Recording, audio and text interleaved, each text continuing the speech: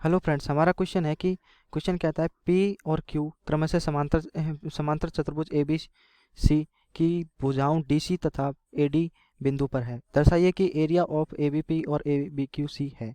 तो पहले इसका हम एक चित्र बनाते हैं, समांतर चतुर्भुज बनाते हैं। पहले ये कोई एक रेखा बनाई हमने, ठीक है। इसको मैं मिटा देता हूँ, दूसरे वाले पेन से बनाते हैं ताकि सही रहेगा। ये हो गया, ठीक है। ये मैंने एक समांतर एक रेखा खींची, इसके ही एक समांतर एक और रेखा खींची मैंने, एक और रेखा खींचता हूँ मैं।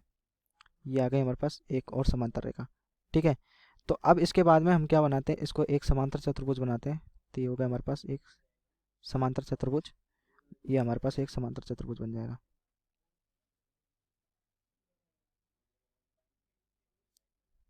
ठीक है। ये हमारे पास एक समांतर चतुर्भुज बन गया। इसको मैंने मान दिया ए बी सी और डी, ठीक है दोस्तों। तो इसमें क्या बोल रहा है कि ए बी सी डी की भुजाएं डी सी पर एक बिंदु है, कौन कौन सा बिंदु है, पी। मान लीजिए कि ये एक बिंदु है पी, और ऐसे ही ए डी भुजा पर एक बिंदु है हमारे पास क्यू। तो मान लीजिए ये हमारे पास एक क्यू बिंदु है, इन दोनों को मैंने आपस में मिला दिया, ठीक है। अब हमें बोल रहा है कि त्रिभुज ए बी पी बनाना पड़ेगा हमें। अब त्रिभुज ए बी पी यानी पी को हम बी से मिलाएंगे, ए बी पी यानी ए को हम किससे मिलाना पड़ेगा, पी से मिलाना पड़ेगा। तो और बी को हमें इससे मिलाना पड़ेगा, क्यू को इससे मिलाना पड़ेगा। तो इनको हम बनाते हैं इस तरीके से। तो हमारे पास ये पी है, ए बी पी, तो इसको इससे मिला दिया मैंने एक बार, ये हो गया, ठीक है। एक बार ए को इससे मिलाना पड़ेगा हमें, तो ए को इससे मिला दिया, ये हो गया हमारे पास ए बी पी, त्रिभुज बन गया ना, ए बी पी। अब हमें बनाना है बी क्यू सी। तो ये एक तो बिंदु बी हो गया, अब बी को क्यू से मिलाना पड़ेगा।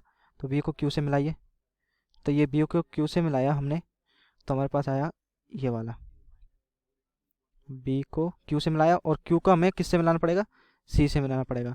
तब हमारे पास बी क्यू सी एक त्रिभुज बन जाएगा, ये बी क्यू सी त्रिभुज बन गया, ठीक है। ये हमें जो चित्र जैसा क्वेश्चन में दिया हुआ था वैसे हमने बना लिया, ठीक है। तो अब हम इस क्वेश्चन को हल करते हैं। क्वेश्चन को हल करेंगे तो पहले बोलते हैं कि हमें किसका त्रिभुज का क्षेत्रफल दर्शाना क्या है, हमें ये देख लीजिए। Area of A P B बराबर area of P Q C, B Q C का ए बी पी का क्षेत्रफल और बी क्यू सी का क्षेत्रफल हमें बराबर सिद्ध करना है, ठीक है। तो आपको ये एक चीज़ आपको ये पता होनी चाहिए कि जो समांतर रेखाएं होती है, दो समांतर रेखाओं के मध्य बने चतुर्भुज का क्षेत्रफल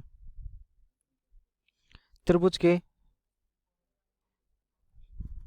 त्रिभुज के क्षेत्रफल का दो गुना होता है, त्रिभुज के क्षेत्रफल का दो गुना होता है, दो गुना होता है।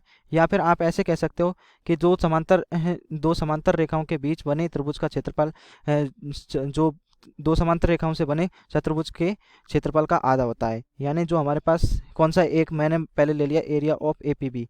तो ए बी समांतर है बी सी डी सी के।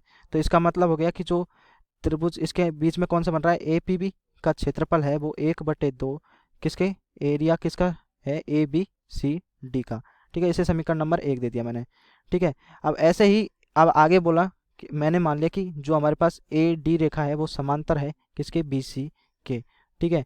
तो हमारे पास क्या हो जाएगा, जो area of B Q C है उसका क्षेत्रफल हो जाएगा आधा 1/2 ये ए बी सी डी। अब समीकरण नंबर 2 हो गई।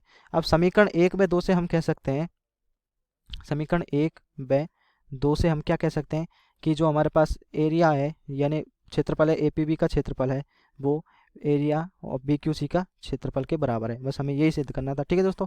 तो आपको मैं एक बार ये लाइन सही से लिख देता हूँ कि ताकि आपको आसानी रहे। इस वाली लाइन को मैं और सही से लिख देता हूँ, इस वाली प्रमेय को, ठीक है।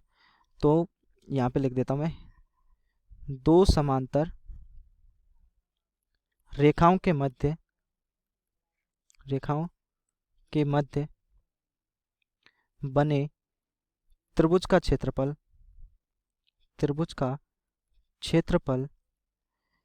दो समांतर